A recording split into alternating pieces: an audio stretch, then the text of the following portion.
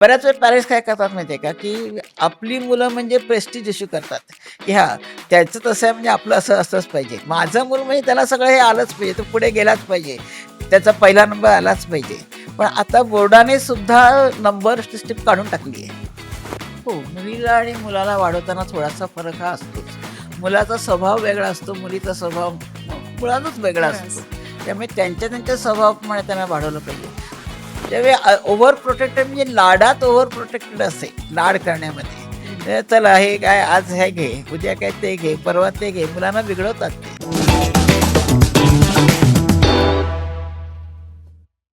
Hello, all, and welcome to Life in Focus. I'm your host, Dr. Ronak Lakshmi Shirsat Tarele, and today's conversation is going to be a little bit different. First of all, welcome all of you. Welcome to this space where we give you enriching conversations of multiple life journeys and put insights about multiple medical questions or medical insights. But today's conversation is going to be a little bit different. Our guest today is Dr. Darshana Samant, ma'am. Ma'am, ह्या education क्षेत्रातलं एक खूप मोठं प्रस्थ असं आहे. डोंबिवलीत गेली 40 वर्ष Omkar international school स्थापित करून ती यशस्वीरित्या रन करण्याचं क्रेडिट हे एक्सक्लुझिव्हली मॅमना जातं. पण आजचं आपलं कॉन्व्हर्सेशन आहे ना, ते शाळेबद्दल नाही, तर या नवीन पिढीला जे प्रेशर्स येतात, कधी आपण पेरेंट्स टाकतो, कधी या डिजिटल गोष्टींमुळे येतात, ह्यांच्या बाबतीत आपण थोडेसे बोलणार आहोत. सो मॅम नमस्कार आणि नसते. Ma'am welcome to our show. So ma'am सुरू करण्याच्या आधी ॲक्च्युली थोडक्यात मला हे जाणून घ्यायचं आहे, की ओमकार इंटरनॅशनल स्कूल ही चालू करण्यामागची संकल्पना कशी होती आणि कसे-कसे तुम्ही एक-एक पडाव त्याचे पूर्ण करत गेलात? ओम श्री सद्गुरू नमः. Yes ma'am. माझं नाव दर्शना सामंत येस मॅम. आणि मी ओंकार एज्युकेशनल ट्रस्टची फाउंडर ट्रस्टी आहे. मी स्वतः शाळेमध्ये शिक्षिका होते. म्हणजे 13 वर्ष डोंबिवलीत मी शिक्षक म्हणून काम केलं आणि नंतर असं लक्षात आणि मी मराठी मीडियममध्ये काम केलं. पण नंतर असं लक्षात आलं नाही आपल्याला काही वेगळं करायचं आहे, की हे शिक्षण तेवढंसं पुरेसं नाही आहे आणि नाहीच आहे. म्हणजे हां. एस-एस-सी बोर्डचं जे शिक्षण आहे, म्हणजे एस-एस-सी बोर्ड जसं शहरामध्ये आहे, तसंच खेडेगावामध्ये पण आहे आणि खेडेगावामध्ये तेवढे चांगले शिक्षक किंवा असं म्हणजे फॅसिलिटी खूप कमी असतात. त्यामुळे ती मुलं आणि ही मुलं ह्यांच्यात जरा समान काहीतरी आलं पाहिजे धागा म्हणून हे जे सिलेबस आहे थोडं लो क्वालिटीचं बरोबर. आहे. तर मग असा विचार केला की नाही आपल्याला काहीतरी वेगळं करायचं आहे आणि म्हणून मी ही ओंकार स्कूल चालू केली. चालू करताना एकदम छोटी होती म्हणजे प्री प्रायमरीच्या लेव्हलवरती नंतर हळू नॅचरल ग्रोथप्रमाणे पुढे गेली. नंतर आपल्याकडे डोंबिवलीमध्ये सी-बी-एस-सी किंवा आय-सी-एस-सी शाळा नव्हत्या. हो. असं बऱ्याच वेळा ऐकायला यायचं, की शाळा नाही इथं मग आम्ही गाडी करून वाशीला पाठवतो अच्छा. किंवा खारघरला पाठवतो. मग मी विचार केला इथेच का नाही? म्हणून मग त्याचा आम्ही शोध घ्यायला सुरुवात केली. तर त्याचं ॲफिलिएशन कुठे मिळतं, एन-ओ-सी कुठे मिळतं हे सगळंच जमलं. पण त्याचं सिलेबस काय असतं, ते कसं एक्झिक्यूट करायचं ह्याच्यासाठी आम्ही वेगवेगळ्या शाळांना भेट देत होतो. डोंबिवली शाळा नव्हती, परंतु वाशी कोणीही एंट्री देत नव्हतं आम्हाला. अच्छा. कोणी सांगायलाच तयार नव्हतं. सांगायला तयार नाही. हां, मग बरोबर. शेवटी आम्ही दिल्लीला गेलो, आय-सी-एस-सीच्या बोर्डमध्ये गेलो. तिथून काही माहिती मिळवली. मग काही वेगळ्या शाळेतनं प्रिन्सिपलला आम्ही अपॉइंट केलं, की अच्छा. त्यांच्याकडनं आपल्याला माहिती कळेल. मग तिथल्या वेगवेगळ्या शाळेतल्या शिक्षकांना असं अपॉइंट करून मग त्याच्यातली माहिती सगळा गोळा करून सिलेबस तयार करून असं आम्ही त्याच्यामुळे खूप मेहनत घेतली आणि ती जेवढी मेहनत घेतली तेवढी आज ती शाळा चांगली झाली असं झालं. पण मग मॅम जेव्हा आपल्याला लोकं सांगतही नव्हती, मग अशा वेळेस खूप सगळे शिक्षक हायर करणं, त्यांना पण ट्रेनिंग देणं, की ते मुलांना हा वेगळा सिलेबस शिकू शकतील. मग ते कसं मॅम? नाही ते कठीण गेलं कारण सुरुवातीला जे शिक्षक मिळायचे ना ते सगळे एस-एस-सी बोर्डमधचे मिळायचे. अच्छा. मग ते एस-एस-सी बोर्डप्रमाणे ते शिकवायला जायचे. बरोबर. मग हळू त्यांना ट्रेनिंग द्यावं लागलं आणि मग ते कसं शिकवायचं, बरं त्याच्या ॲक्टिव्हिटी किती घ्यायच्या, कशासाठी घ्यायच्या, काय हे सगळं म्हणजे माइंडसेट आपल्याला सगळ्यांचा सेट करावा लागतो. हे त्याला वाटतं कशाला अभ्यास घेतला झालं, पाठांतर करून घेतलं, प्रश्न दिले झालं असं नाही होत. असं नाही तर होत. ते कशाप्रमाणे शिकवलं पाहिजे हे त्यांना त्यांची मानसिकता तयार करावी लागते आणि मग त्याच्यातून सुरू झालं सगळं. पण आता मॅम आपण या वेगळ्या-वेगळ्या बोर्ड्सबद्दल बोलत आहोत आणि आपण हेही आपल्याला समजलं, की Omkar is the Pioneer of हं. दिस डिफरंट बोर्ड्स इन डोंबिवली. पण आता मी एक समजा एक सामान्य पेरेंट आहे आणि मला चूज करायचं आहे, की मी आपल्या आधीच्याच एस-एस-सीत ठेवू का सी-बी-एस-सीला घालू, आय-सी-एस-सी, आय-बी, केम्ब्रिज त्याच्यातही व्हरायटी आहेत. तर मग हे निर्णय एक साधारणतः पेरेंट्सने कसे घ्यावेत मॅम? ही साधारणपणे आपल्याकडे माहिती दिली जाते. परंतु कसं असतं, की एस-एस-सी बोर्ड म्हणजे सर्वांसाठी आहे. हं. कारण आपलं ध्येयच असं आहे, की सगळ्यांसाठी शिक्षण. बरोबर. बरोबर आहे. Literacy yes. रेट आहे तो वाढवायचा आहे आणि आता जवळ-जवळ सगळे लिटरेट लोकं आहेत. परंतु तरीसुद्धा थोडासा आपल्याकडे समाजात फरक आहे. गरीब, श्रीमंत राहतो. बरोबर राहतोच मॅम. फरक. आता प्रश्न राहतो सी-बी-एस-सीचा. हां. सी-बी-एस-सी हे central board of secondary education आणि आय-सी-एस-सी हे पूर्वी स्वातंत्र्याच्या पूर्वी ब्रिटिश आणि इंडियन ह्यांच्यातून जी अँग्लो इंडियन जी जमात निर्माण झाली, हां. त्यांनी काढलेली ती शाळा आहे आय-सी-एस-सी शाळा. Okay ma'am. हां आणि त्याच्यात असं होतं, की त्या लोकांना मॅथ्स नीट जमत नव्हतं ओके. आणि म्हणून त्यांनी ही शाळा काढली आणि त्यात त्यांनी मॅथ्स कंपल्सरी ठेवलं नाही. अच्छा. सायन्स, मॅथ्स न घेता सुद्धा एस-एस-सी होता येतं, ही संकल्पना आय-सी-एस-सी बोर्डाची. ओके. परंतु त्यांचं मॅथ्स पण अतिशय सुंदर आहे. त्यांचे लँग्वेजेस अतिशय चांगले आहेत आय-सी-एस-सी बोर्डच्या. म्हणजे शेक्सपियर वगैरे असं अभ्यासाला आहे हो. आणि त्यामुळे लँग्वेजेस खूप चांगले आहेत आणि मॅथ्स आणि सायन्स पण चांगलं आहे. फक्त आता काही काही मुलांची अशी कपॅसिटी असत नाही, की मॅथ्स त्यांना करता येईल असं. ओके.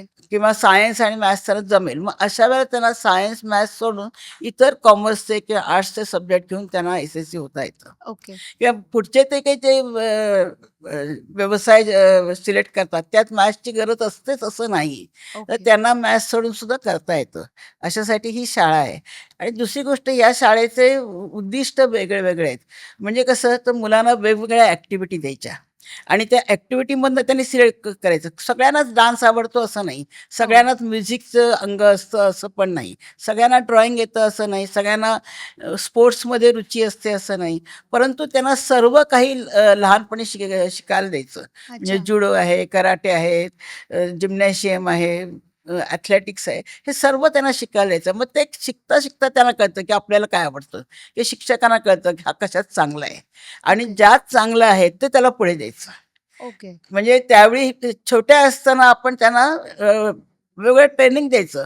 पण सगळ्यातच ते पुढे असतात असतं. बरीच मुलं पीटीच्या पिरियडला बाजूला जाऊन बसतात. ते खेळायला पुढे येत तयार नाहीत, नसतात. तयार बरोबर. होत नाही. बरीच मुलं अभ्यासाच्या वेळेला खूप मन लावून अभ्यास करतात. काही मात्र तेवढी आळस देतात, झोपा काढतात. म्हणजे असं प्रत्येकाचं लायकिंग हे वेगळं आहे. सगळी काही सारखी नाहीयेत. पण मग त्यात त्या मुलांना काय आवडेल, काय जमेल त्यात त्यांना पुढे आणायचं. पण मग मॅम आता तुम्ही म्हणालात, की आय-सी-एस-सीची उद्भावना अशी झाली हं. होती आणि त्याच्यात आपण मॅथ्स आणि सायन्सवर फोकस पूर्वी नसायचा. हां, बट आता जेव्हा आपण तो करिक्युलम बघतो, तर त्या मुलांनाही हेवी फोकस असतो. फोकस आहे. हो. आणि ॲट द सेम टाईम काही लोकं असंही म्हणतात, की मग तुम्ही आय-सी-एस-सी ऑप्ट करताय, तर मग त्याच्याऐवजी आय-बी किंवा केम्ब्रिज करा. मग ह्या दोन्हीत काय फरक नाही आहे मग? केम्ब्रिज आहे ते केम्ब्रिज युनिव्हर्सिटीचं आहे. ओके. त्याच्यामध्ये इंग्लिश ला सगळ्यात जास्त महत्त्व आहे ओके. आणि त्यांचं सायन्स आणि मॅथ्ससुद्धा असं आहे, की रोट लर्निंग नाही. त्यांना अच्छा. समजून घेऊन त्यांनी ते सॉल्व्ह करायचं सॉल्व्ह असतं. करायचं आहे ओके. किंवा त्यांचा अभ्याससुद्धा असा आहे, की समजून घेऊन करायचा आहे आणि त्याच्यात कसं असतं, की एका वर्गात 20 ते 25 मुलं फक्त. ओके. म्हणजे अच्छा. त्यामुळे वैयक्तिक लक्ष देता येतं. तर त्यामुळे फी थोडी हायर साईडला आहे. बरोबर. शिवाय आपल्याला केम्ब्रिज युनिव्हर्सिटीला पाऊंडमध्ये आपल्याला पैसे द्यावे लागतात.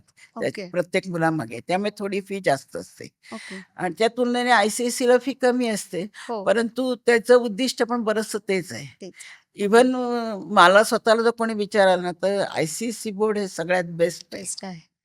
कारण कसं आहे म्हणजे असं म्हणू नये, परंतु सरकारी ऑफिसेसमध्ये म्हणा, ज्या काही फॉली आहेत, त्या हां, सगळ्या हां. सी-बी-एस-सी बोर्डमध्ये आहेत. कारण ते बरोबर. सरकारी आहे, हो. गव्हर्नमेंट बोर्ड आहे ते. बरोबर. सो एक सुवर्ण मध्य साधायचा असेल फायनान्शियल आणि गुड हां, हां, एज्युकेशनचा, तर ते हां, हां. त्यातल्या त्यात ॲडवायझेबल आहे. पण मग आता आय-जी-सी-एस-सी आणि आय-बी बोर्ड ह्यात सुद्धा फरक आहे. अच्छा, हे हो, 2 वेगळ्या एंटिटीज वेगळे आहेत. आहेत. हो. ओके. आय-जी-सी-एस-सी वेगळं आणि आय-बी वेगळं. ओके. हां, आपल्याकडे आय-बी डोंबिवलीत तरी नाही आहे आता. हो, नाहीये. पण बरोबर. मुंबईत आहेत. ओके. ओबेरॉय आहे, धीरूभाई अंबानी आहे. वेगवेगळ्या शाळा आहेत मुंबईत. ओके. ते पुन्हा आय-बी वेगळं. ते थोडं अजून त्याच्यापेक्षा टफ असतं. अजून अच्छा. चॅलेंजिंग असतं. परंतु इतकं बोर्डचा बागुलबुवा करण्याची गरज नाही. Okay ma'am. जो सिलेबस आहे तो त्या विद्यार्थ्यांनी नीटपणे शिकला तरी तो पुढे जाऊ शकतो. हां. त्याला जे क्षेत्र हवं आहे ते क्षेत्र तो घेऊ शकतो. अगदी मी एस-एस-सी नाही म्हणणार. हो. कारण एस-एस-सी तसं म्हटलं तर थोडं आता बरोबर हां. आहे.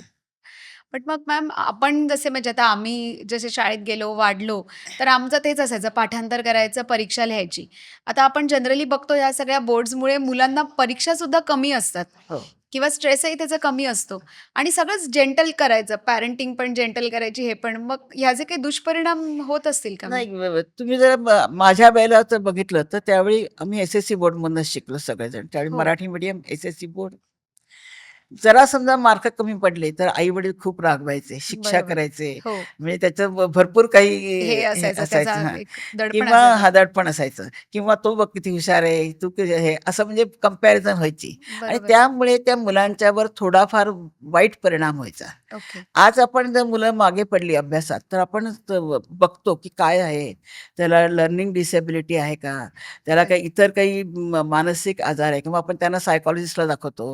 मग त्यांच्याकडनं उपाय करून घेतो, की ती मुलं परत नॉर्मलला नॉर्मलला येतात. येतात. पण ओके. त्यावेळी तसं नव्हतं. त्यावेळी म्हणजे हां, चला तो बत्थड आहे, ढ आहे, हो, असं हो, म्हटलं हो. जायचं बरोबर. आणि मग त्यामुळे त्याचे आणखीन हे दुष्परिणाम दुष्परिणाम व्हायचेच. व्हायचे. बरोबर. आज तसं नाहीये.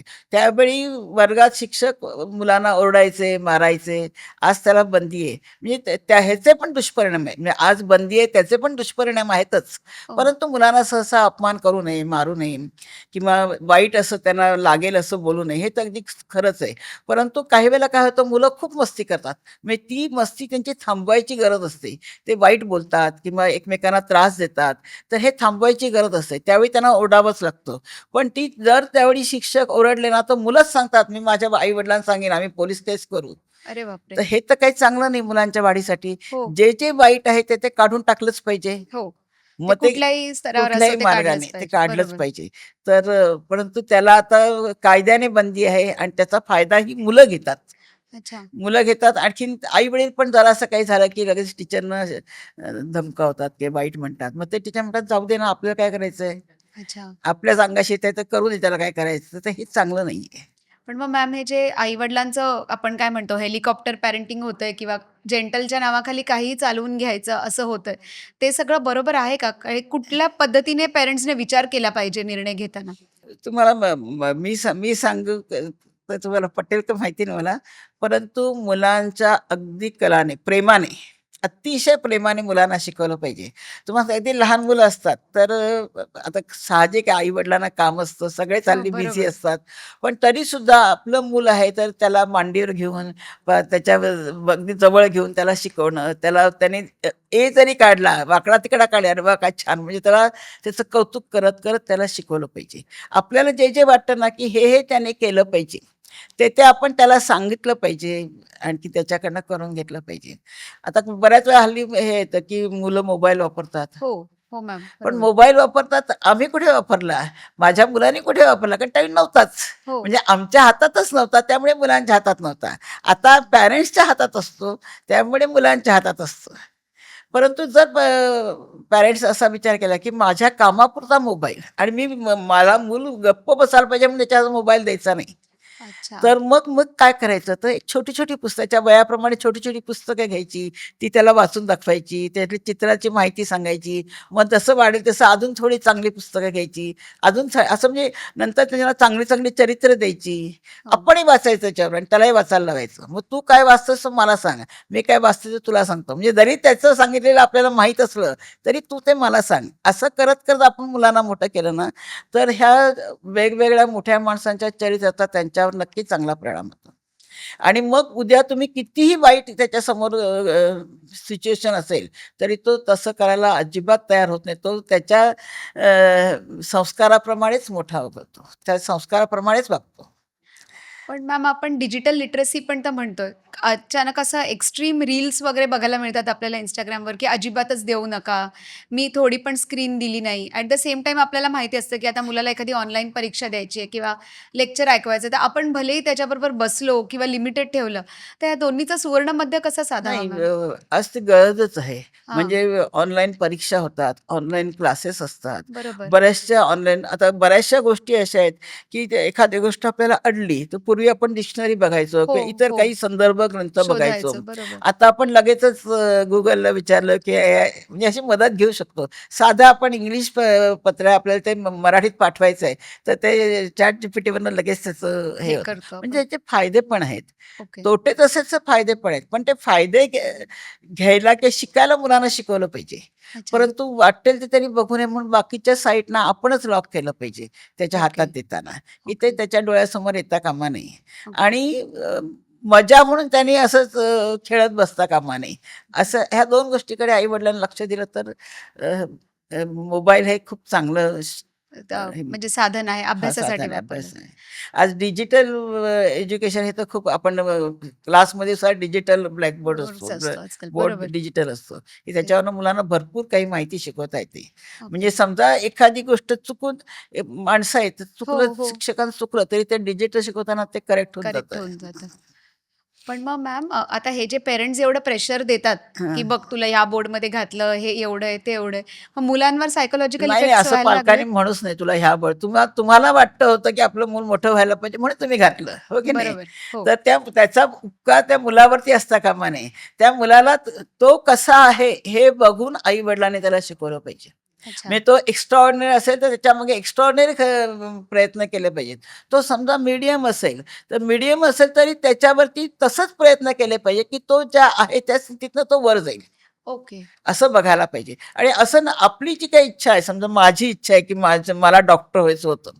पण ती मी पूर्ण करू शकले नाही. मग ती त्या माझ्या मुलावरती मी नाही थोपायची. अच्छा. त्याला काय आवडेल ते आधी ते जाणून घेतलं पाहिजे. बऱ्याच वेळा पॅरेंट्स काय करतात माहिती आहे का, की आपली मुलं म्हणजे प्रेस्टीज इश्यू करतात, की हां, त्याचं तसं आहे म्हणजे आपलं असं असंच पाहिजे. हां. माझं मूल म्हणजे त्याला सगळं हे आलंच पाहिजे, तो पुढे गेलाच पाहिजे. त्याचा पहिला नंबर आलाच पाहिजे. पण आता बोर्डाने सुद्धा नंबर सिस्टम काढून टाकली आहे. अच्छा. पूर्वी बघा मेरिटमध्ये हो, आपले रँक यायचे रँक ह्याचे. यायचे. आता ते बंद करून टाकले, की ओके. खरं काही फरक नसतो. समजा एखाद्याला 99% पडले आणि एखाद्याला 95% पडले, तर नाही त्यात नसतं. मुळीच फरक नसतो. पण नंतर आयुष्यात तर काही मॅम नाही, ते मॅटर नाही. नाही करत. हां. बरोबर आहे. तर त्याच्यामुळे पालक खूप रॅट रेसमध्ये म्हणजे अगदी 1 मार्क कमी आला तरी आई-वडील भांडायला येतात टीचर्सशी. बघा, त्याला ह्याला मार्क दिलाय आणि माझ्या तर ह्याची खरं गरज नसते. ते आहे मॅम. म्हणजे कुठेतरी पेरेंट्सची पण काउन्सिलिंग होणं हां, गरजेचं आहे. गरजेचं आहे. हो. मग मॅम असं काही म्हणजे माझ्या आई-बाबा जेव्हा मी शाळेत होते, तेव्हा असं कधी व्हायचं नाही, की एवढ्या सगळ्या पेरेंट्स टीचर्स इंटरॅक्शन व्हायच्या किंवा मीटिंग्ज अशा नाही व्हायच्या, जशा आता होतात. तर मग मॅम त्या इसेन्शियल झाल्यात का? कारण पेरेंट्सनाही कळावं, की टीचर्स काय करतायत आणि ॲक्चुअली मुलांसाठी आम्ही काय हे केलं बघा, पाहिजे? पूर्वी कसं होतं, की आता आम्ही 4 भावंड होतो. ओके. मग आई-वडील कोणाकोणाकडे लक्ष लक्ष द्यायचे. देतील. बरोबर. म्हणजे थोडंसं कठीण असायचं. आता 1 किंवा 2 असतात. पण आता सुद्धा पॅरेंट्स नोकरी करत असतात. हो. त्यांना एवढं लक्ष द्यायला वेळ नसतो. पण तरीसुद्धा पॅरेंट्सने आपली प्रायोरिटी नक्की केली पाहिजे. मला अच्छा. हे काम आहे, ते काम आहे, ते काम आहे. परंतु हे पण आहे. मूल आहे त्याचं पण काम आहे. कदाचित माझं घरात किचनमध्ये काही काम आहे. परंतु मी कशासाठी नोकर-चाकर ठेवायचे आणि कशासाठी मी मेहनत मेहनत घ्यायची, घ्यायची. हे आपल्याला ठरवता आलं पाहिजे. ओके. बऱ्याच वेळा पालक काय करतात, शाळेत आता त्याला आय-सी-एस-सीला घातलं हां. आणि लगेच चांगल्या एखाद्या क्लासला घातलं, ओके. की काम झालं. नाही, काम बिघडलं इथं. अच्छा. इथं काम बिघडलं. कारण त्या आई-वडिलांना काय वाटतं, की आपण क्लासला घातलं, म्हणजे शाळेतनं आला, की जो काही उरलेला अभ्यास आहे तो क्लासमध्ये होईल. असं होत नाही. उलट त्या मुलाचा स्वतःचा अभ्यास करायचा वेळ पूर्ण वाया जातो आणि ओके. तिथे वेगळंच शिकवलं जातं. वेगळं म्हणजे तेच सिलेबस शिकवतात, पण प्रत्येक शिक्षकाची शिकवायची पद्धत पद्धत वेगळी असते. वेगळी असते. त्यामुळे बरोबर. मुलगा इथे कन्फ्यूज होऊन जातो. अच्छा. आणि शिवाय त्याला स्वतःला वेळ मिळाला पाहिजे ना. हं. अभ्यास करायला म्हणा, इतर काही करायला म्हणा, ड्रॉइंग काढायचं असेल, इतर नुसता तसाच वेळ घालवायचा असेल, तर त्याला स्वतःला मोकळीक तर मिळाली पाहिजे. त्याला किती वेळ तुम्ही असं हे दाबून ठेवणं हां, हां, किंवा सतत प्रेशर खाली प्रेशरखाली ठेवण्यातही नाही ठेवायचं. ओके. हे ठीक आहे, संध्याकाळी 1 तास तू खेळायला जा किंवा बॅडमिंटन खेळायला जा किंवा ठीक आहे ज्युडो शिक, इथपर्यंत ठीक आहे. परंतु क्लासवर शाळेतनं आलं 3ला, लगेच 3:30ला क्लासला पाठवलं.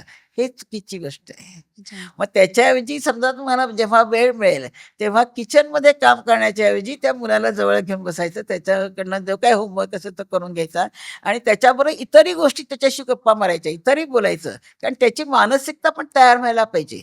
उद्या तो मोठा होईल कदाचित, चांगले मार्क्स मिळवेल. परंतु जर त्याला नीट हे कळलं आणि कसं वागायचं आहे आपण.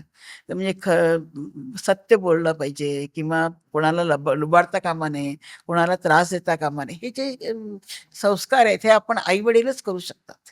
म्हणजे ठीक आहे बाहेर मित्रांकडनं तो शिकेल, शिक्षकही शिकवतील, पण हे शिकवताना रँडम असतं. कदाचित तो चुकीची गोष्ट पण शिकू शिकू शकेल. शकतो. तर खरं हे आहे. अभ्यास शिकवता महत्त्वाचं जास्त इतर गोष्टी शिकवणं महत्त्वाचं आहे. पण मॅम आता आपण संस्कारांबद्दल आणि आई-वडिलांच्या रोल्सबद्दल जर बोलत आहोत, तर आपण बघतो की आता हे जे डिजिटली जे काही सायबर बुलिंग होतं का त्रास होतो, त्यातल्या त्यातही मुलांना आणि मुलींना वाढवताना आता खूप फरक आलेला आहे. असं नाहीये की त्यांना इक्वल अपॉर्च्युनिटीज नाहीये. ते सगळंच अवेलेबल झालेलं आहे. It's not more about opportunity. पण मग मानसिकता आजकाल थोडीशी मुलांची विचित्र असते. गेम्समध्ये काही-काही नको त्या गोष्टी पाहतात, शिकतात.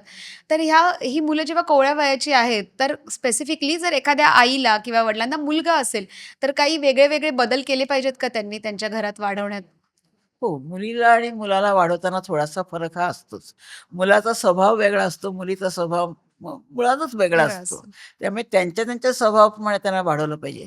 पण मुलगा असू दे की मुलगी असू दे, म्हणजे अति लाड हे हां, हे तर कुठेही आहे. बरोबर. वाईटच. म्हणजे ते म्हणतात ना, "अति तेथे माती." हो, तर मॅम. ते अति लाड हे वाईटच आणि अति धाक हे पण वाईटच. दोघांचं संतुलन असायला पाहिजे. ओके.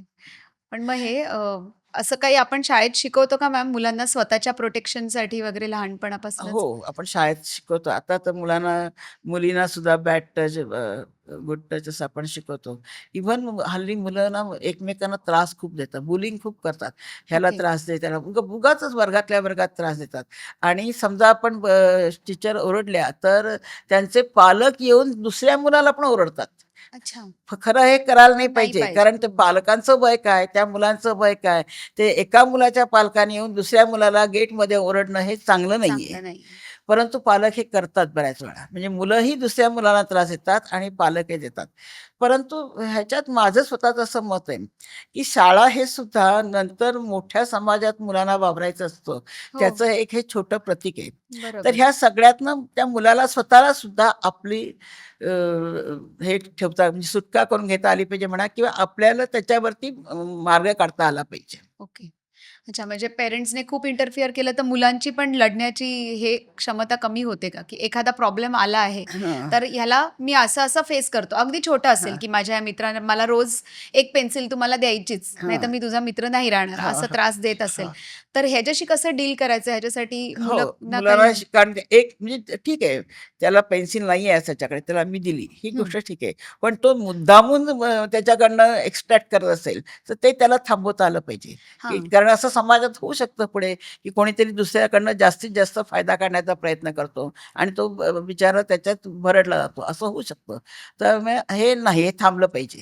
म्हणजे बरोबर. मदत करणं वेगळं आणि दुसऱ्याने आपल्याला लुबाडणं वेगळं, ह्या 2 गोष्टीतला फरक लक्षात आला पाहिजे. हां, म्हणजे असं एक थिन लाईनवर चालतो ना हां, मॅम आपण. तहसील लाईनवरती असतं.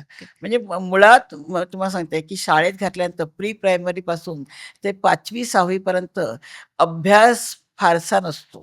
म्हणजे अच्छा. काय-काय असतं, काय आपली अंक ओळख, अंक अक्षर ओळख, ओळख. अक्षर ओळख, नंतर छोटी-छोटी बेरीज, वजाबाकी हे थोडंसं हे असतं. पण जास्त मुलांवरती संस्कार करणं, कसं वागावं, कसं जगावं, इतरांशी कसे इंटरॅक्शन करावे, मोठ्यांशी कसं वागावं, म्हणजे हे सर्व त्यांना शिकवणं गरजेचं आहे. ओके, आता न्यू एज्युकेशन पॉलिसीमध्ये हेच आलेलं आहे संपूर्ण. ओके. पूर्ण पॉलिसी आता चेंज झालेली आहे. आपल्याकडे आपण शाळेमध्ये एका टीचरला पूर्ण अपॉइंट केलंय त्या पॉलिसीसाठी आणि अच्छा. त्यांनी सगळ्या शिक्षकांचे नेहमी वर्कशॉप घ्यायचे आणि ओके. ते कसं शिकवायचं हे आपण आता करतोय. परंतु त्या मुलांना पहिल्यापासून म्हणजे शिवायला शिकवलं पाहिजे, हं. स्वयंपाक करायला शिकवलं पाहिजे. अगदी छोटी असतील तर विदाऊट फ्लेम. हो. नंतर जरा मोठी झाली की त्यांना गॅसवरती सुद्धा शिकवलं पाहिजे. त्याच्यानंतर बागकाम करायला शिकवलं पाहिजे. थोडंसं म्हणजे इलेक्ट्रिकचे बटणं लावणं, काही फ्यूज गेला वगैरे असं छोटी-छोटी कामं त्यांना लहानपणापासून आली पाहिजेत. ओके. अशी सर्व त्यांना शाळेत शिकवली म्हणजे हे बाकीच्या बरोबर बरोबर हे शिकवलं पाहिजे.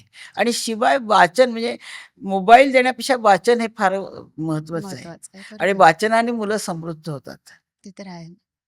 हल्ली खूप कमी झालंय, परंतु मुलांच्या त्या वयाप्रमाणे लायब्ररीतनं पुस्तकं आणणं किंवा आपल्याला जमत असेल तर विकतच आणून द्यावीत त्याला आणि त्याची लायब्ररी स्वतःची तयार करायला तयार सांगावी. करायला पाहिजे. आणि ते किती वाचलं, काय? मग ते नुसतं वाचलं की नाही हे समजायला आपण सांगायचं, "तू मला सांग, तू काय वाचलं ते?" म्हणजे जेव्हा त्याला कळेल की आई ऐकते आपण काय वाचलं ते, मग तो ते नीट वाचणार आणि तो बरोबर. सांगणार. सो मॅम आपण आता हे नॅशनल एज्युकेशन पॉलिसी जी आहे 2020 आपण म्हणतो त्याच्या बाबतीत मला आठवतं की मी शाळेत काही महिने झाले असतील तेव्हा आपल्याच ओंकार शाळेमध्ये ह्याच्या बाबतीत एक पेरेंट्ससाठी घेतलेलं हे अटेंड केलं होतं असं छोटं वर्कशॉप सारखं. तर मॅम त्याच्याबद्दल काही सांगू शकाल का आम्हाला? एन-ई-पी म्हणजे आता मुलांना म्हणजे पाठांतर करायचं नाहीये. हो. त्यांना त्याचा अनुभव घेता आला पाहिजे. अच्छा. म्हणजे आता क वेगवेगळ्या तऱ्हेने आपण ट्रिग्नॉमेट्री शिकवतो. हो. तर ट्रिग्नॉमेट्री शिकवताना त्या ट्रिग्नॉमेट्रीचा उपयोग काय बरेच जण म्हणतात, "अरे, आम्ही इतकं साइन, कोसेक हे ते असं ते शिकलो." शिकलो. परंतु बरोबर. त्याचा आम्हाला आमच्या आयुष्यात उपयोग काय? हो. आता त्याचा शाळेमधलं शिक्षण जे आहे ना, हे बेसिक असतं. अच्छा. म्हणजे आता टॅन, कॉट हे ते सगळं मला कदाचित होणार नाही. पण ज्याला इंजिनिअरला जो गेलाय, त्याला त्याचा उपयोग उपयोग आहे. आहे. म्हणजे बरोबर. वेगवेगळ्या कोर्सेसला उपयोग आहे. मला समजा बायोलॉजीचा उपयोग आहे समजा. हं. पण त्या इंजिनिअर गेलेला बायोलॉजीचा उपयोग नाही. नाही. त्यामुळे ते बेसिक गोष्टी आपण त्या वेळेला शिकवतो. आता हे आपल्या वेळेला आपण पाठ करवतो, की साइन थिटा म्हणजे काय? काय कॉस नंतर थिटा कॉस थिटा म्हणजे काय? काय? पाठ कर. आता बरोबर. त्यांना ते पाठांतर नाही आहे. ते हे काढून शिवाय ॲपरेटस असतात. ते दाखवून ते साइन म्हणजे काय? कॉस म्हणजे काय? मी त्याचं ते बघूनच त्यांना समजलं पाहिजे. असं त्याचा अच्छा. अनुभव दिला पाहिजे पाठांतरापेक्षा. पण मॅम समजा आता एन-ई-पी खूपच वेगळी आहे. तर मग हां. सगळे पेरेंट्स ॲक्सेप्ट करतात पटकन, की हे वेगळं आहे नाही जरा? थोडासा वेळ जातो. कारण काय पूर्वीचं सोडणं आणि नवीन एक्सेप्ट करणं ह्यात जो मधला जो वेळ असतो ना, त्यात थोडासा दोन्ही ट्रान्झिशन मिक्स पिरियड. होतं आणि मग अच्छा. हळू त्याची सवय होते नवीन सवय होऊन याची. जाते. सो मग आता ह्या नवीन पॉलिसीच्या नुसार काय-काय बदल घडलेत मॅम? म्हणजे कसं एक्झाम्सचं स्ट्रक्चर किंवा कसं असतं ते? एक्झामचं स्ट्रक्चर पण बदलणार आहेत. म्हणजे असं डिस्क्रिप्टिव्ह आपण ॲन्सर देतो ना, त्याच्याऐवजी जास्त करून पर्याय म्हणजे अच्छा. ए, बी, सी, डी ह्यातला पर्याय असं पुढचा multiple choice multiple questions. Choice question आणि ते ओके. जास्त कठीण असतं. हो, कारण बरोबर आहे. त्याचं बरोबर मुलांना कळलं पाहिजे, तर तो बरोबर हे काय डिस्क्रिप्टिव्ह करताना थोडंसं वाढलं तरी वाढलंच आहे. चालतं. नाही मॅम आम्ही नीट पी-जी वगैरे दिलेली हां. आहे त्यामुळे आम्हाला माहिती आहे, की दिसतं ते उत्तर बरोबर शक्यतो नसतं. असतं. हां. बरोबर. सो मग आतापासूनच मुलांना आपण त्याच्यासाठी तयार करणार का? नाही तसंच सिलेबस पुढे-पुढे येत जाणार. आत्तापासून अच्छा. त्याप्रमाणे मुलं तयार व्हायला पाहिजेत असं. ओके. असेच आहे. मग मॅम आपण आता हे बघतो, की हे आजकाल असं सगळी ॲडव्हर्टाइजमेंट असते, की आम्ही 8वी पासूनच आय-आय-टी एंट्रन्ससाठी तयार करतो. आम्ही 7वी पासूनच तुम्हाला गॅरंटीड तुमचा नीट पी-जीचा रँक येईल, नीट यू-जीचा रँक येईल, असं सगळं काय-काय. तर मॅम आम्हाला असं वाटतं, की आम्हाला 12वी पर्यंत हे माहिती पण नव्हतं, की आम्हाला डॉक्टर बनायचं का नाही. तर मग हे सगळ्यांनी ॲक्चुअली प्रेशर पडतं का नाही? ही चांगली परिस्थिती आहे मुलांसाठी? माझं मत विचाराल तर हे जस्ट ॲडव्हर्टाइजमेंट आहे. करायला पाहिजे 9वी-10वी पर्यंत परंतु त्याच्याबद्दल त्याच्याऐवजी आपण मुलांना इतर परीक्षा दिल्या म्हणजे नॅशनल टॅलेंट हंट हां. किंवा होमी भाभा बाबा. वगैरे अशा परीक्षांना त्यांना बसवलं ना तरीसुद्धा त्यांची तयारी होते. हो, बरोबर आहे. त्यासाठी अगदी 8वी, 9वी, 10वी पासून शिकवायला पाहिजे असं नाही आणि शिकवलं जातच असं नाही किंवा त्यांच्याकडनं किती नीट आणि ह्याला आलेत हे पण बघायला पाहिजे. संशोधनाचा विषय आहे. बरोबर. परंतु हे तेवढंच खरं आहे, की आत्ताच्या नीट देणं किंवा आय-आय-टी, जेईई मेन वगैरे हे जे देणं आहे, ह्याच्यासाठी तयारी तर करावीच लागते. वेगळ्या पद्धतीची तरी. वेगळ्या पद्धतीने भरपूर म्हणजे भरपूर तयारी करायला लागते, थोडं नाही. ओके. म्हणजे मी तुम्हाला सांगू का, की 8वी 9वी पर्यंत सुद्धा मी म्हणेन, हं. की मुलांना अभ्यास साठी एवढं कंपल्शन करू नये. फक्त ते वेळच्या वेळी करतायत की नाही, होमवर्क वेळच्या वेळी करतायत की नाही, परीक्षेचा अभ्यास नीट करतायत की नाही, एवढं बघा. का तर त्यांना सवय अभ्यासाची लागली पाहिजे. पाहिजे. बरोबर. खरं अभ्यासाकडे पूर्णपणे मुलांनी लक्ष 10th पण 10thचा रिझल्ट सुद्धा शेवटी त्याच्या आयुष्यावरती परिणाम नाही करत. हो. फक्त त्याला कुठे ॲडमिशन मिळेल हे निश्चित निश्चित करतात. करतो. परंतु आई-वडिलांनी मात्र आपल्या आयुष्याची 2 वर्ष मुलांना दिली मुलांना पाहिजे. दिली पाहिजेत. म्हणजे मुलांसाठी डिव्होट केली पाहिजेत. आपलं कुठचंही बाकीचं सगळं सोडून. तरच तो मुलगा मोठा होतो. ओके. आणि ह्याचा मी स्वतः खूप अनुभव घेतलेला आहे, की अच्छा. म्हणजे हे म्हणून नाही सांगत माझा नातू त्याला म्हणजे त्याला पहिल्यापासून मी मॅथ्स शिकवायची त्याला संपूर्ण. त्यामुळे त्याला मॅथ्समध्ये खूप चांगले मार्क मिळायचे. आणखीन तो त्याला असंच IIT, JEE मेन्ससाठी आम्ही त्याला हे केलं. प्रिपेअर करू. परंतु त्याला मी त्यावेळी कोट्याचं महत्त्व हो. आता ते बरचसं कमी झालंय. कमी झालं. परंतु तिथे आम्ही जाऊन राहायचो अच्छा. त्याच्याबरोबर. म्हणजे ओके. कधी त्याची आई जायची, कधी मी जायची. म्हणजे त्याची आई एका गाडीने परत यायची, एका गाडीने मी तुम्ही म्हणजे जायचा. क्रॉस व्हायच्या गाड्या. बरोबर. इतकं म्हणजे पुणा मुंबईसारखं आम्ही जायचो. पण त्याच्यावरती आम्ही पूर्णपणे हे ठेवलेलं होतं. मग त्याला कमी मार्क नाही, काही हरकत नाही. कमी मार्क मिळाले तरी काही हरकत नाही. तू कर, तुझा प्रयत्न तू कर. म्हणजे असं का कमी मिळाले, असा आम्ही खर्च केला, इतका आम्ही तुझ्यासाठी हे कर, असं नाही. असं ओके. मुलावरती बळण नाही ठेवायचं. पण त्याला करायला मोटिवेट करायला पाहिजे. त्याच्यासाठी आहोत आम्ही तुझ्या बाजूला. तर 4ला उठायचं तर 4ला मी पण उठायची त्याच्याबरोबर. अच्छा. मी हां, त्याला बरोबर आहे. त्याला एकटं नाही वाटलं एकट्याने पाहिजे. वाटायला पाहिजे. म्हणजे आपण त्याच्यात जेवढं इन्व्हेस्ट करू ना, तेवढं ते पुढे होतं. नाहीतर मग त्याला एका ठिकाणी ठेवलंय, आई-वडील इथे मजा करतायत, ट्रिपला जातायत, आपले कामं करतायत आणि तू कर तुझं. मग ते होईलच असं नाही असं होत. नाही. बरोबर आहे. म्हणजे असं केल्यानंतर होतं म्हणजे मी 100% मी हे पाहिलेलं आहे. मी कमी मार्क्स मिळालेत, बरीच जण जे कमी मार्क्स मिळाले आता होईल की नाही, तर मी म्हणायचे, "नाही, नाही, अरे काही नाही, मिळाले हरकत नाही, तू कर, तुझं नक्की होणार." आणि ते होतं. होतं. त्या मुलांना ते जे विश्वास वाटतो ना, तर त्यातनं होतं. करतात आणि ते. तो झाला, IIT झाला, हे MS झाला, तिथनं पूर्ण करून पुन्हा आता त्याला IIM केलं. अच्छा. आणि त्याला मी सांगितलं, "तू काहीही कर, परंतु तू इंडियात परत यायचं. बरोबर. आपल्याकडची चांगली शिकलेली मुलं ते कायम बाहेर जातायत हे नाही. हां, तू ब्रेन ड्रेन अनुभव घे, आपला हां. खूप आहे तू मॅम. हो. अनुभव घे, तिथे काही वर्ष नोकरी कर, पण परत ये." आणि तो खरंच आला. आला इथे आणि इथं भवितव्य आहे, खूप मोठं भवितव्य आहे इथं. असं वाटतं लोकांना, की तिथे गेल्यानंतर भरपूर पगार मिळतो, भरपूर मध्ये काही मिळत नाही. हो, जो काही मिळतो ना, त्यांना ते आपल्याला कमी देतात आणि त्यात आपला खर्च इथे जास्त होतो. जास्त होतं. बरोबर आहे. रेंट हे ते ह्याच्यातच खर्च बराचसा होतो. नाही ते तर आहे मॅम. आपण आपल्या देशातनं शिकलोय तर वी शुड गिव्ह बॅक. हां. हा एक पॉइंट आहे आणि त्याच्याही पलीकडे मॅम असं असं काही आहे का, की आपली जी मराठी मुलं म्हणते मी, ती साधारणतः अशी बिझनेस ओरिएंटेड नसतात. तर मग त्याच्यासाठी आता तुम्ही नाही म्हटलं तरी आधी शिक्षक होतात, आता हे स्वतःचं एवढं मोठं वटवृक्ष झालंय. तर त्याच्यात जे चॅलेंजेस आले, ते पटकन आपली मुलं स्वतःचं चालू करण्यापेक्षा जॉब्स वगैरे ह्याच्याकडे वळतात. तर मग हे कसं आपण करायचं? आपण मुलांना कसं प्रेरित करतो ह्याच्यावरती आहे. हे अच्छा. बघा पूर्वीच्या काळी तर मुळीच नव्हतं कोणी हो, हो. हे म्हणजे नोकरीला लागलं की सुटलं झालं. असं बरोबर. सगळ्यांना वाटायचं. पण येस. नंतर हळू हे यायला लागलं. आता आपण मुलांना कसं सांगतो ह्याच्यावर आहे. मी तर आमच्या शाळेतल्या सगळ्या मुलांना सांगते, की नाही तुम्ही नोकरी देणारे व्हा. हां, नोकरी घेण्यासाठी तुम्ही जाऊ नका कुठे. बरोबर. तुम्ही असं काही सुरू करा, की जेणेकरून तुम्ही लोकांना नोकऱ्या देऊ शकाल. आता तुम्हाला सांगते आम्ही आमच्या शाळेमध्ये 6वी मुलं म्हणजे वय किती 10 10 10 किंवा 12 12 वर्ष हो, बरोबर आहे? बरोबर. त्यांच्यासाठी एक हे केलं शार्क टँक म्हणून हे केलंय. हो, तर हो. हां, त्यात ती मुलं काय ते बिझनेस करू शकतील, कशाचा करू शकतील, हे प्रोजेक्ट तयार करून आणतात. आता हे तयार करताना त्यांच्याच डोक्यातनं सगळं आलं असेल असं नाही. कदाचित त्यांच्या आई-वडिलांनी सांगितलं, पण ते आई-वडिलांनी सांगितलं म्हणून त्यांना समजलं ना. हो. ते मोटिव्हेट झाले याच्यामुळे. काल त्यांच्याकडे मी ऐकायला गेले होते. मुद्दाम म्हटलं, "मला सांगा तुम्ही काय-काय करणार बरं. ते?" तर प्रत्येक मुलाने सांगितलं, "मी चार्ट पडले अक्षरशः." म्हणजे आता माझा USP काय, मग मी त्याचं आता बाहेर मी ते शेअर्स काढणार आहेत, त्याचं एवढं मी डिव्हिडंड देणार वगैरे एवढं त्यांनी विचार करून ठेवलेला होता. मग विचार करायची शक्ती आणि क्षमता तर दिली हां. पाहिजे मॅम. आणि बरोबर आहे. इतक्या वस्तू मुलांनी वेगवेगळ्या केल्या होत्या. काहींनी बाहेरनं वस्तू आणल्या होत्या. म्हणजे एक मुलगी तिने लाडोसा म्हणून आपला ब्रँड तयार केलेला आहे. हो. तर ते राजस्थानमध्ये इथे असे घागरे वगैरे हां. असे ते घरगुती बायका करतात. तर त्यांना पण व्यवसाय झाला आणि ती त्यांच्याकडनं घेते घेते. आणि इथे ती विकते. ओके. आणि मुलगी किती 6वीला. अरे! हो.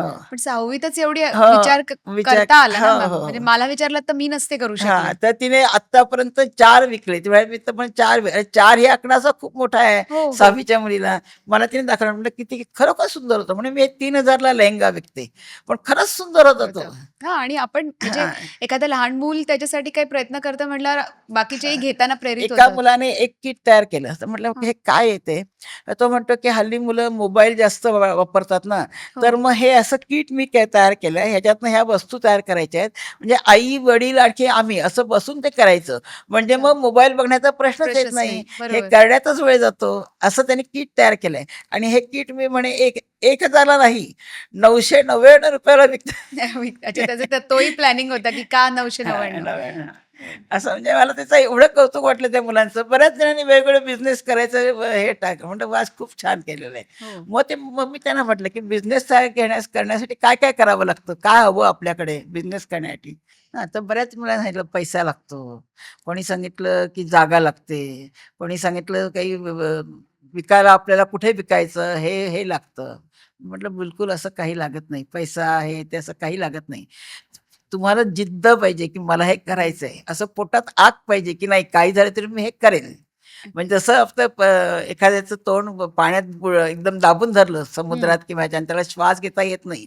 त्याला जेव्हा वाटेल, की मला आता एकदम हवेची गरज आहे, तसं तेव्हा वाटेल, की मला ह्या बिझनेसची गरज आहे. असं जेव्हा वाटेल ना, तेव्हा तो मग सगळं अरेंज करतो. पैशाची अरेंजमेंट करतो, जागेची अरेंजमेंट करतो, काय करायचं ह्याच्या आयडिया लावतो आणि तो बिझनेस करतो. बरोबर आहे मॅम.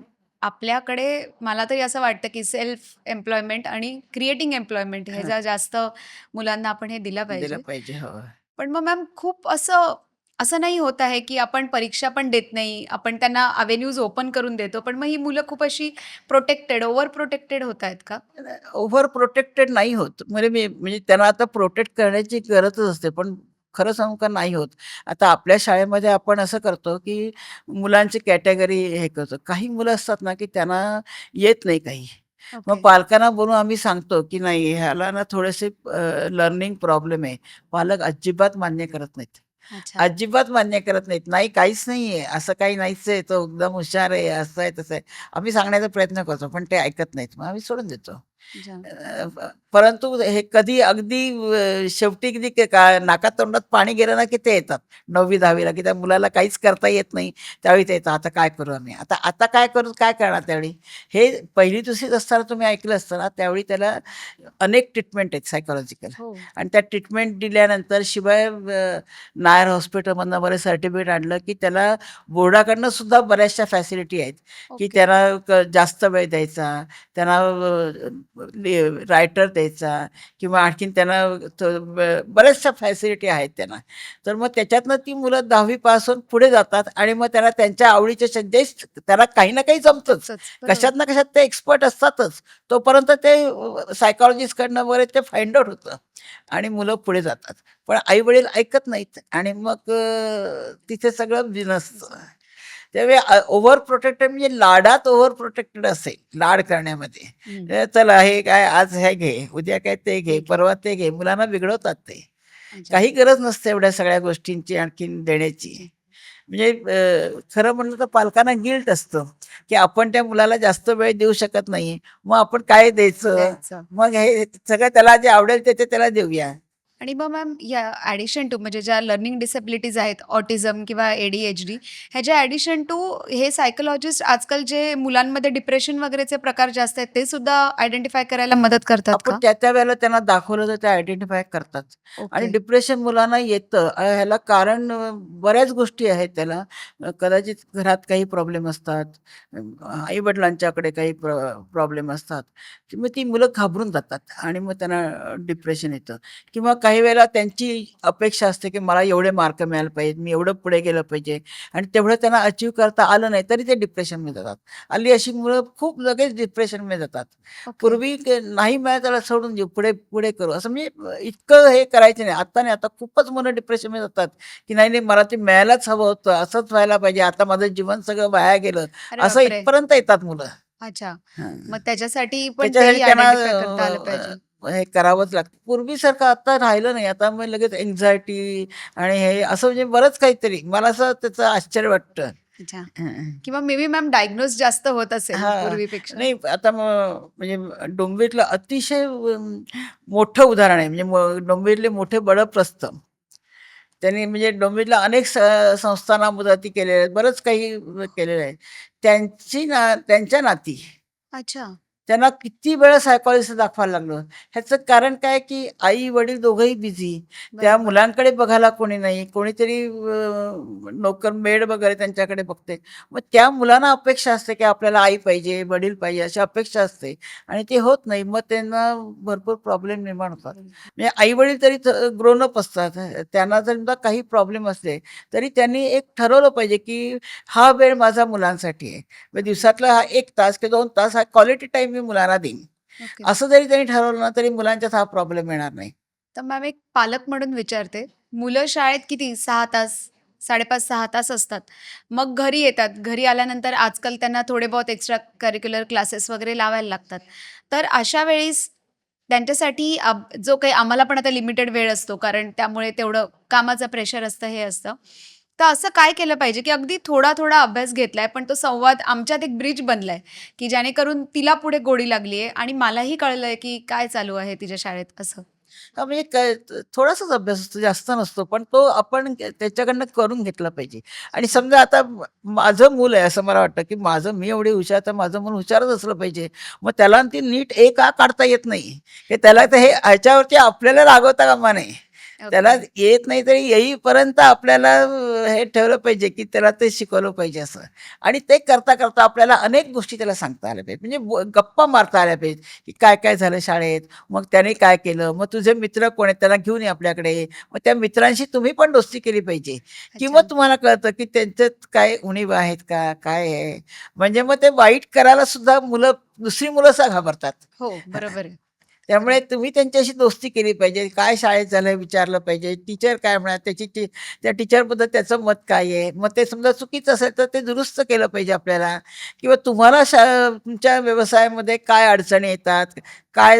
कोण भेटलं काय? त्याला समजेल असं तुम्हाला त्याला सांगता आलं पाहिजे, की असं करत त्याचं व्यक्तिमत्व घडणार आहे. बरोबर. आणि मार्क आणि जास्त अभ्यास हे पुढच्या लेव्हलला करणं गरजेचं असतं. गरजेचं आहे. बरोबर. खालच्या लेव्हलला समजा आज त्याला एबीसीडी आलं नाही असं गृहीत धरून चला 4थी मध्ये, तर ती 6वी मध्ये येणारच आहे. हो, बरोबर. ते काही येणार नाही असं असं नाहीये. नाहीये. त्यामुळे त्याच्यावरती इतकं नको लक्ष द्यायला जेवढं आज त्याला खोटं बोलायची सवय लागली. हं. समजा आज इथली एक वस्तू जो घेऊन घरी आला आणि हां. त्याला ते आनंद वाटला, की आपल्याला ती वस्तू मिळाली. पुन्हा ती सवय वाढली तर ते चांगलं नाही. चांगलं नाही. म्हणजे आज सवयी नीट लावणं हे हे महत्वाचं जास्त आहे. गरजेचं आहे. मी आता तुम्हाला आपल्या एका सेक्शनकडे घेऊन येते. ह्याला आम्ही रॅपिड फायर असं म्हणतो. हं. ॲक्चुअली आम्हाला असे फास्ट असे उत्तरं हवेत, कारण हे जनरल प्रॉब्लेम्स असतात, जे लोकांना पडत असतात डे टू डे ह्याच्यात. तेव्हा मी तुम्हाला थोडेसे प्रश्न विचारते. मला तुमच्या मनात जे पहिलं उत्तर येईल ते द्या. शाळेनंतरची ट्युशन गरजेची आहे का नाही, नाही? अजिबात नाही. ओके. मी माझ्या नातवंडांना कोणालाही ट्युशन लावली नाही. मग हे आजकाल मुलांना आपण स्क्रीन देतो, YouTube देतो, फोन देतो.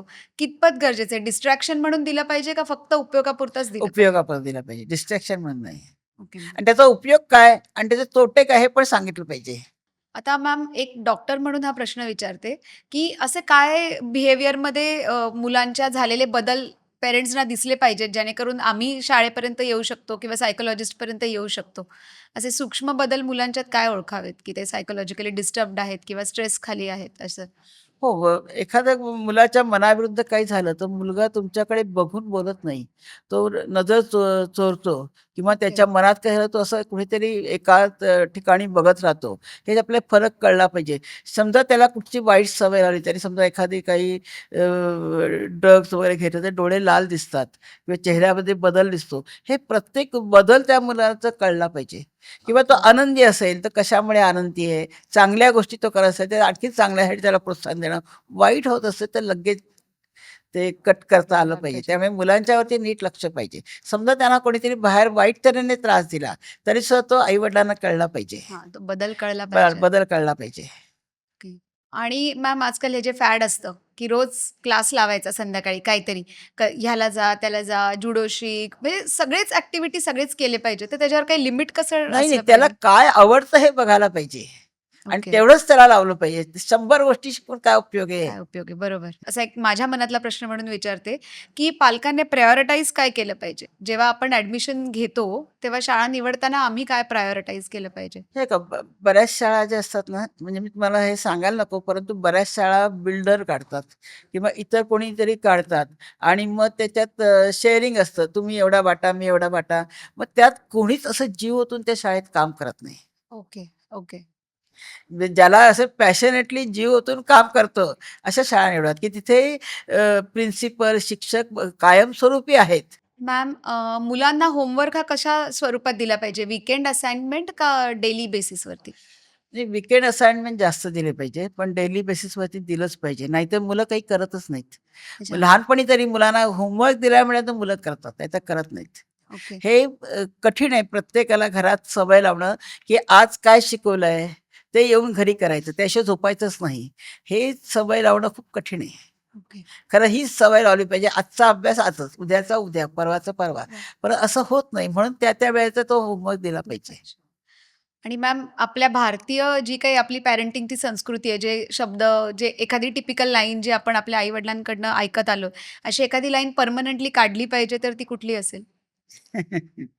नाही तुला काही तो बघ कसं आहे, तुला काही जमणारच नाही, असं नाही. ह्या अशा गोष्टी मुलांना कमीपणा देणाऱ्या गोष्टी अजिबात बोलायच्या नाहीत. ओके. उलट त्याच्यात काय चांगलं आहे हे बघून ते त्याला प्रोत्साहन मिळेल असं बोललं पाहिजे. शेवटी प्रत्येक जीवाला प्रेम हवं असतं.